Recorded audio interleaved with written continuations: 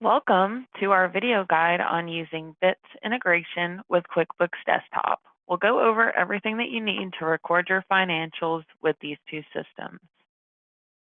Our agenda today will include setting up your chart of accounts, mapping your accounting defaults, and sending transactions to QuickBooks Desktop from BIT. First, we'll go over how to set up your BIT chart of accounts. The first step in getting BIT and QuickBooks Desktop integrated is to match your BIT chart of accounts to your QuickBooks chart of accounts. To find your accounts in BIT, navigate to Parts, Utilities, Chart of Accounts. Your BIT system comes with a default chart of accounts that you can use if you aren't already using QuickBooks for your accounting and need somewhere to start. If you are already using QuickBooks and are satisfied with the accounts that you're using, you'll need to update the names in your BIT chart of accounts to match the accounts you're using. You can also do some combination of those two methods, using existing accounts as well as adding new ones to track anything you want to monitor better or that was difficult to record prior to using BIT as your dealership management system.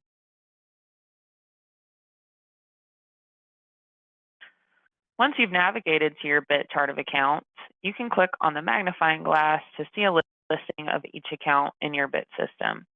If you don't plan to use BIT's default chart of account names, it's usually much easier to rename existing account names rather than creating entirely new accounts and remapping them. If you need additional accounts we don't already have, it's best to keep the account numbers in the same range as the account numbers that already exist in BIT.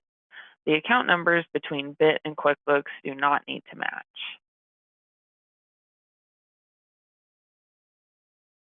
To update the name on any existing account, just click on it and then hit Edit, and then update the account title and hit Save.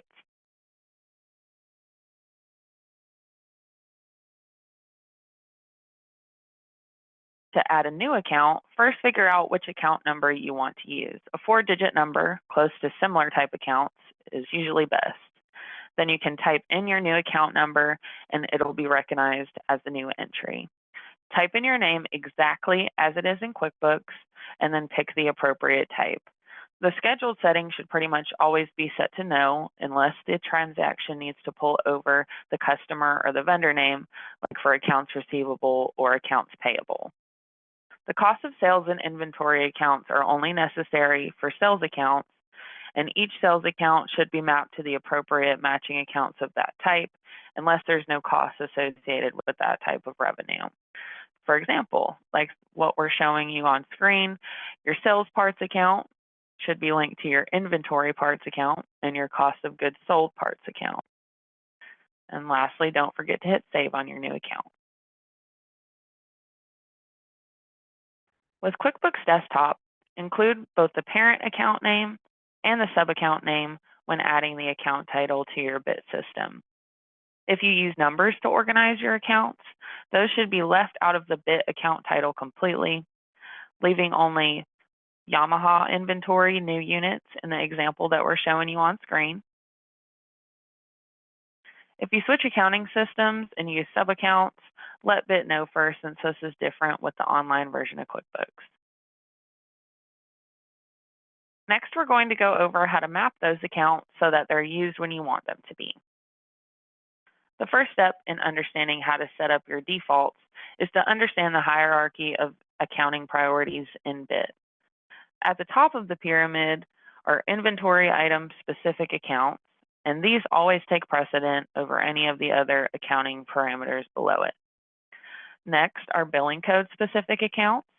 An example of how this works: if you have a special discount part that has its own sales account set up under the item used to discount, and you put it on a work order with a special billing code accounting, the accounting setup for the discount part will be used instead of that special billing code accounting.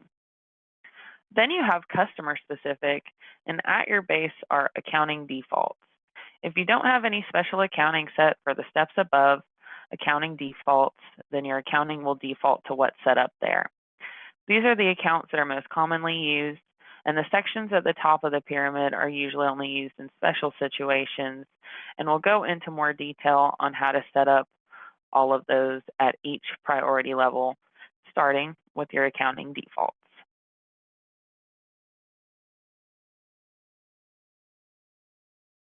These default account mappings are found on the Admin tab, in Dealer Parameters, and under Accounting Defaults. Here you will tell BIT which accounts to use for your parts, accessories, labor, and other sales. And other is typically just fees and miscellaneous items if you aren't familiar.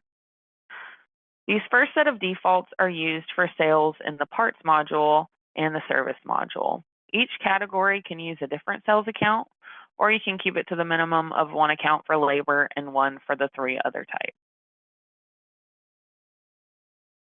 If you aren't yet familiar with these categories and how they're utilized by BIT, there are 4 major categories for everything that you sell on invoices and work orders, whether they're inventoried or non-inventoried.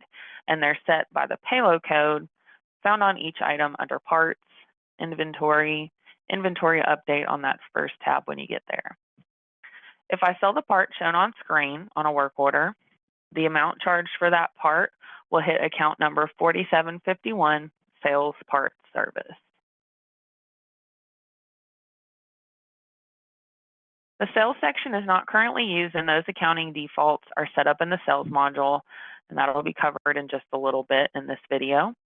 If you use BIT slips or storage modules, the next section is there to specify the accounts used when billing your customers for storage. Slip sales is used for the main charge amount used in both modules, and the different fee spots available in fixed charges match up with all the other sales accounts that you can modify here. This is also where you specify the liability accounts that you want used when a customer puts down a security deposit or prepays for their storage.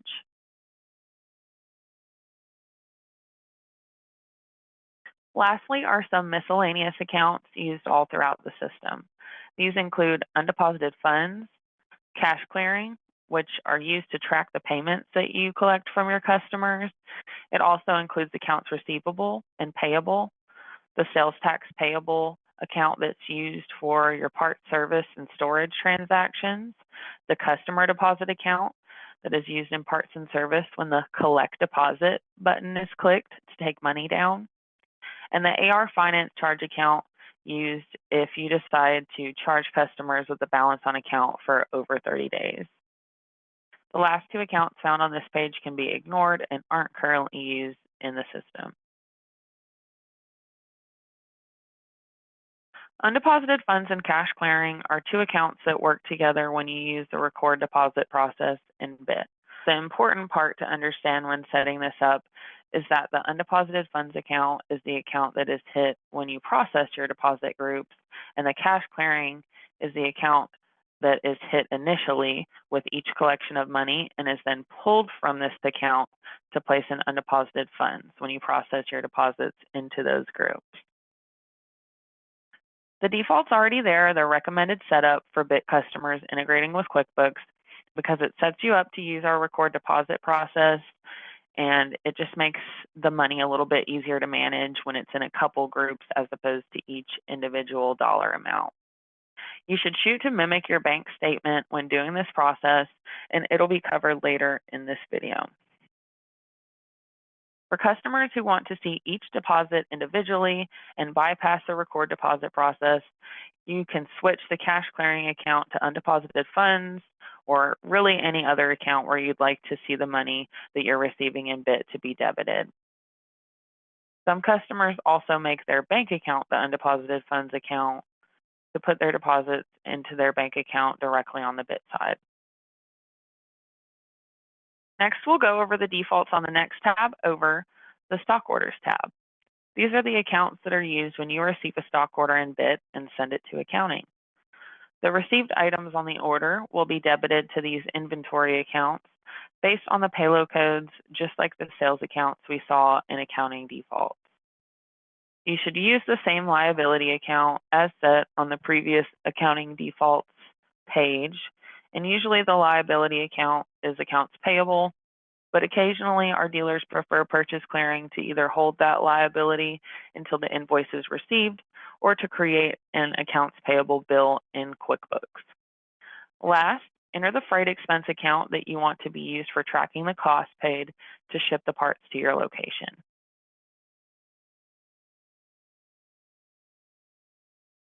If you have more than one location, you will need to use the drop-down under the first tab of Dealer Parameters to set the accounting for each of your additional locations, because these accounts we just went over are all store-specific. Each location also must have its own design interface, sales deal defaults, and item-specific accounts, while customer and billing code accounting remain the same for all of your locations and are shared. Now that we've covered all of the accounting defaults on the Admin tab, let's go over the defaults used for your major unit sales, found in the Sales F&I tab, under Accounting Interface, Design Interface. This section is only used if you are selling major units like a boat or a golf cart on a deal in the sales module. If you aren't using sales, you can forward over to the customer default section.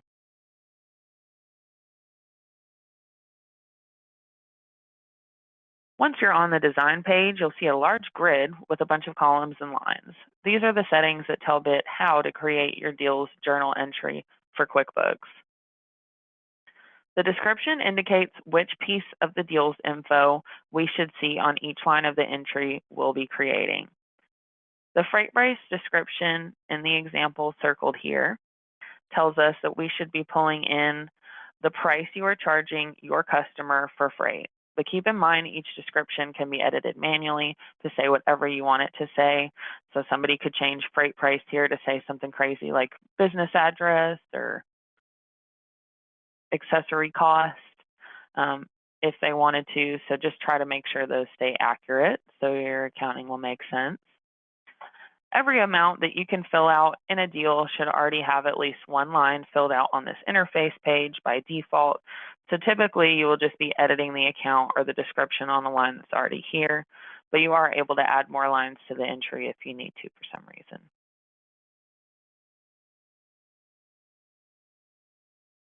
Next, the field shows which amount should pull in from the deal. The accessories price line has 162, which tells BIT to pull in the selling price that you are charging for accessories when you are creating your accounting. You normally should not need to edit this information, but if you do, you can click on the Show VAR button, which stands for Show Variables, at the top of the design interface screen, and you will see which field numbers represent which amounts on your deal. The account number and description show which account number and name to pull from your chart of accounts. The freight price line has account number 4780, which tells BIT to use the account name shipping and delivery income when there's a freight price. The credit debit column tells us whether each line should be a credit or a debit. That column is fairly self-explanatory. The D here stands for debit and C stands for credit. The control number column and the control description show what information, if any, will show up in the name or memo field on your journal entry, depending on the way the account it's going to is set up. The only defaults that include a name in the entry are typically the customer or deal deposits account that include the customer's name, and the sales tax payable account that includes the tax authority vendor. Those names are important for knowing who your deposits are associated with on the QuickBooks side, as well as which tax authority in QuickBooks you owe sales tax to. Other than those two, the control number picked in this column will show up in the memo field for reference in your journal entry. The 550 here tells us to include this deal's number in the memo field to identify which deal this extended service contract amount is associated with. Now that we understand the settings we can edit for each entry, let's see how we can change those to fit what your dealership needs. In this example, I've changed the deal miss one fee label from the default name to battery fee over in the admin settings. So I want to also change the corresponding entries on the design interface page to match that. First, I'm going to edit the description column. I'm going to change deal miss one price to battery fee price. Then I'll do the same thing with the cost. Then I will update the payable. Now this section does not actually change anything on the accounting entry itself, but updating this will make it easier to know what that line is for when reviewing it and sending your deals to accounting later. I'm going to leave the field picked because that information is still accurate. And then next, I will change the sales account being used to record the battery fee revenue. I already have an account for this fee in my chart of accounts, so I'm going to click the magnifying glass in the account number column to find that account in my list. Once I find it, clicking on it updates the account. In this situation, I added an entirely new account because the documentation fee account there was already in use. I don't plan on entering in any cost for the battery fee, so I won't edit the battery fee cost or battery fee payable accounts here in the defaults. The last step is to click Save to make sure to save those updates. The last part of understanding deal accounting is how to set the sales account associated with the unit you're selling. Since these accounts are more commonly different from deal to deal based on the type of unit being sold, this is required when you are stocking the unit. If you try to add a unit to your inventory without adding a sales account, you will see a warning message letting you know that you must pick an account for the base selling price and base unit cost to flow into when the unit is sold. The next category of account mappings that we'll cover are the customer ones. These accounts will be used anytime you sell to a certain customer in parts or service instead of your main accounting defaults. To set up these accounts, click Cust Inquiry or navigate to the Customer Update screen, and then search for your customer by typing in the last name or one of those other options, and then click on the Billing Info tab. Scroll down to the very bottom of this screen to see where you can add sales accounts for this customer, and these are also based on payload code like the others we've covered today. You can also set up a special accounts receivable here for an individual customer or group of customers, or if it's some kind of internal work, usually this is your expense account, like in the example that we'll cover next. Here's an example of how you can set up a customer-specific accounting. This one is intending to account for the internal sales to yourself for shop supplies. This allows you to sell to yourself all the items you use to track how much you're spending on shop supplies by putting this internal customer on an over-the-counter invoice.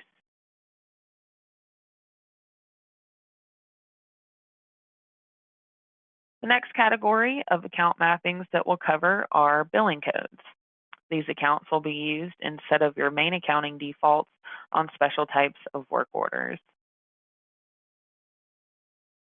Billing code settings are found under Service, Files, Work Order Billing Codes. Once you're there, you can hit the magnifying glass to view your billing codes and click on any of them to see the settings or make edits. To track all the different types of service your business performs, BIT uses billing codes. Billing codes allow you to set up not only special accounting, but also special pricing and other settings. There are 4 different types of billing codes in BIT. Other, which is the type on your default billing code CP, which stands for customer paid and is used for situations when the customer requested service, and it's usually not set up with any special accounting or pricing and will prompt for payment when the work order is closed. Internal is used for unbilled work done for the business. Rigging is used for internal work done to prep units for sale. And warranty for work you are doing on behalf of the manufacturer that will be reimbursed. Your system comes with a default internal billing code set up like this. Internal billing codes can be used for any work that you're doing internally that you'd like to expense rather than bill and collect payment for. Common uses of this billing code include tracking equipment or building maintenance, customer policy repairs, and inventory shrinkage. The account that should be expensed should be included as the receivable account on the billing code, and the other accounts usually reflect internal sales linked to internal cost of goods sold accounts, so this can be easily separated from your main operating sales. Your system also starts with 2 rigging billing codes by default. Rigging billing codes are used when prepping units for sale or for tracking adding the accessories a buyer wants added to their unit, like upgrading the tires on a golf cart or switching out a faulty sound system on a boat taken in on trade. These billing codes allow you to track the value being added to the unit so that it can be included in the unit's cost over in the sales module. You will need a rigging billing code for each type of inventory account you'll be doing prep work for so that the total of the work order can increase the inventory account that unit's value is currently in. The inventory account should go in the receivable account slot on the billing code, and the other accounts usually reflect internal sales linked to internal cost of goods sold accounts, so this can be easily separated from your main operating sales just like the other internal tickets. Your system also starts with a warranty billing code set up like this. Typically, setting up a different warranty billing code for each vendor or manufacturer you do warranty work for is best so that they can be tracked separately, and you can set up special pricing specific to what each vendor actually reimburses. This type of billing code usually uses warranty-specific sales and cost of goods sold accounts, so that can be separated from your main service sales, and a warranty receivable account for tracking the amount you expect to be reimbursed should be added to the receivable account section. You can either use one generic warranty receivable for all of your vendors, or if you want to see them separated easily in QuickBooks, you should add one for each vendor.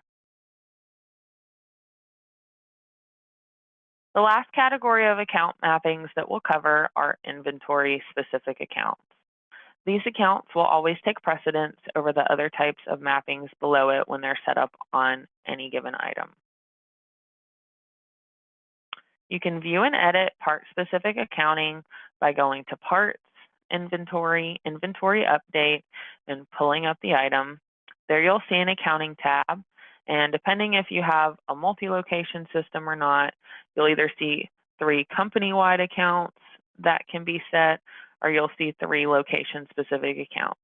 You can't edit company-wide accounts in a multi-location system.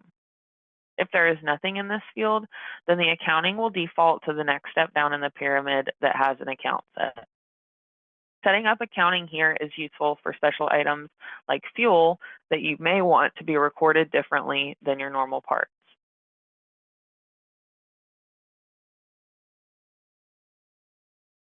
To pick your account, you can either type in the desired account number or hit the magnifying glass to select from a list of your chart of accounts. Whatever accounts you have set here, the journal entry will reflect that account and bypass any other accounting. The sales account will be credited by the retail amount charged to the customer for this item. The inventory account will be credited for the cost, and the cost of goods sold account will be debited for the cost. If you fill in an inventory or cost of sales account here, you should also make sure to have a sales account filled in. By default, your system has 2 items set up with default accounts, SS for shop supplies and discount, which is just discount all caps. If you do not wish to send the amounts collected for these items to special accounts, you can remove this special accounting referenced here, and the item will just be lumped in with your other sales by coming over here and just backspacing out that number. And then don't forget to save.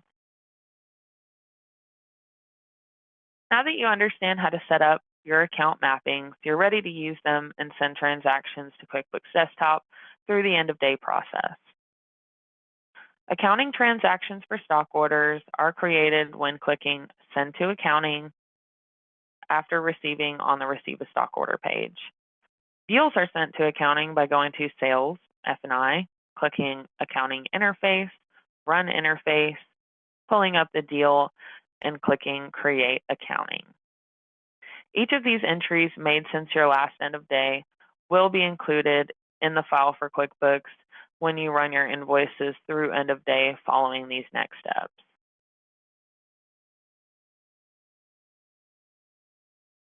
To run end of day, navigate to the Parts module, click Utilities, and select End of Day from the drop-down list.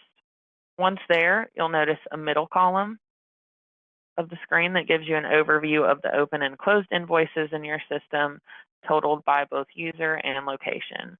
This will give you an indication of what you can expect to see in your end of day process. That will create accounting for all closed invoices and send them to history when this is run. The right side contains 3 sections of information showing the last 20 previous daily part sales reports and the last 20 cash register reconciliations. Clicking the Show More option in any of these sections will show you the full list, and then clicking Show List, of course, just shrinks it again. The last section here shows you your last 20 IIF files in case your file wasn't properly downloaded or saved from the last step during previous end of days. The options for processing end of day are found on the left-hand side of the screen.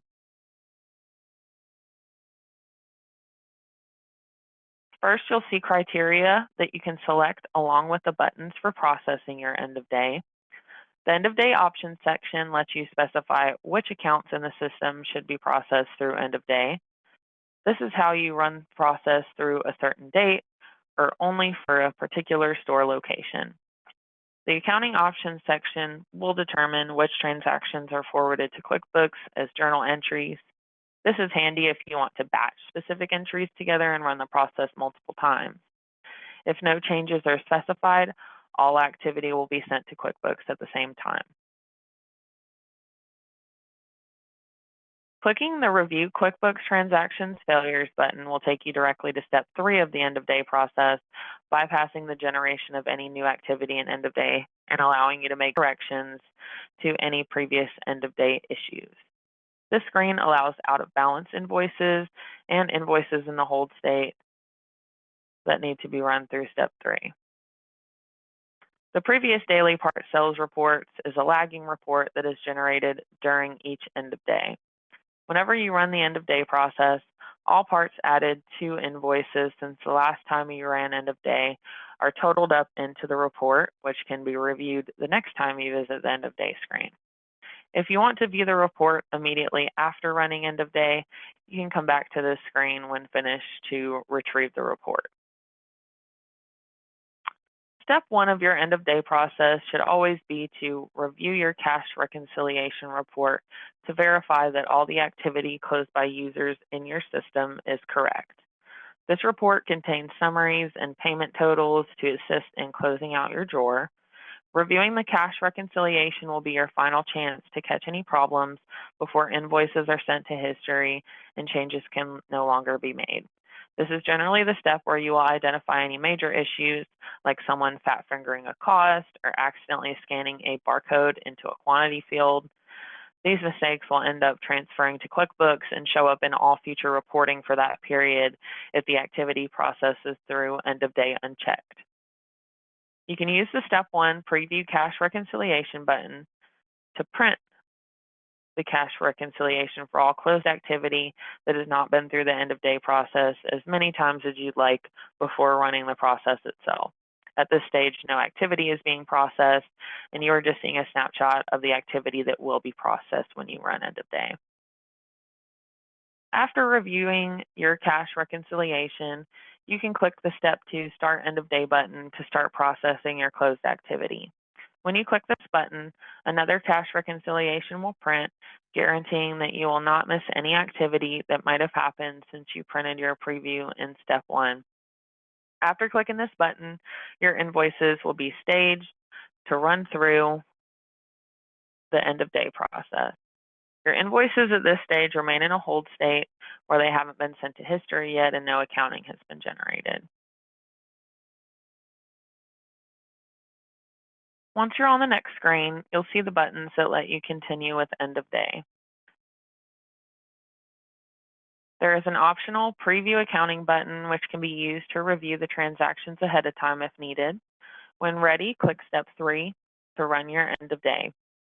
At this time, you will be sent to a new tab which contains a report of the invoice transactions made from this end of day that will be included in your IIF file for QuickBooks. You can close this report, or if you want to print this for your records, just right-click on the page, select print, and close the tab.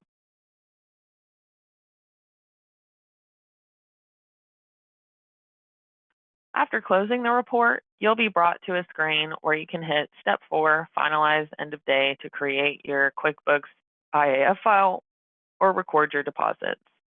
If you aren't using the record deposit process to group your deposits before sending them to QuickBooks, you can click Step 4, Finalize End of Day, and then OK the message confirming that you wish to proceed without deposits to skip to the last step of End of Day. If you are using the record deposit process, you should complete those before clicking on Step 4. When grouping your deposits, the goal is to match the deposits being brought to your bank account. If you are recording deposits each day, you can click Get Activity without needing to adjust the date. However, if you need to recover deposits older than 7 days, you will need to select a date prior to the activity you wish to see included before clicking this button. When the list is populated, you will need to select the lines for your first group. The recommended method for this is to group them by payment method and date, but again, this should match how you're actually depositing these funds into your bank account. Rather than selecting each amount individually, you can click None and a payment method to select all transactions in that group. If you wish to further separate by date and are running separate dates, however, you will need to unselect the dates that shouldn't be included. A running total will be kept at the bottom of your table to help you keep up with the total of each group. Once your list is selected, you can click Preview to review the accounting that will be created, and then Process to add that deposit to your file for QuickBooks. A report will open in a new tab showing you exactly what will be transferred to QuickBooks. You can close this report, or if you want to keep a record of which invoices ended up in which groups, you can right-click on this page, click Print, and close the tab. Continue with these steps until all the deposits you wish to record are processed, and then click Step 4, Finalize End of Day, when you've grouped all the deposits necessary for that day. The last step of end of day is to click Step 5, Download IIF.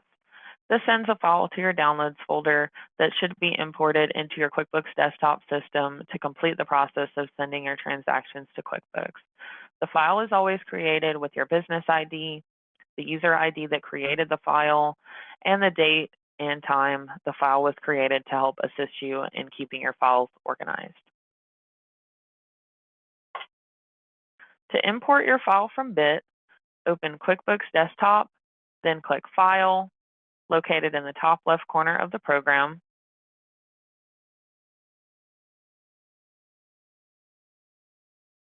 Hover over Utilities in this drop-down list, and then click Import and select IIF files. A new window will appear, and you'll want to click on the blue button that says Import IIF. Then navigate to the folder on your computer that contains your downloads and select the file that you just got downloaded from BIT. The import process will begin immediately. Wait for the loading bar to complete, and then a window will appear with the results of the import. You should see a confirmation with all transactions appearing in the success column. If any of your transactions fail, QuickBooks makes a new version of your IAF file containing the failed transactions and the reason for those failures. If you have any issues resolving those failures, watch our QuickBooks Desktop webinar for tips on fixing common errors, and you can always reach out to the BIT support team for help. And that's how you integrate BIT with QuickBooks Desktop to record your accounting. At this point, your end of day process is completed. If you need assistance with this process, you can use the contact information on screen to reach out to BIT support team or look at our help tab for more resources. Thank you for watching.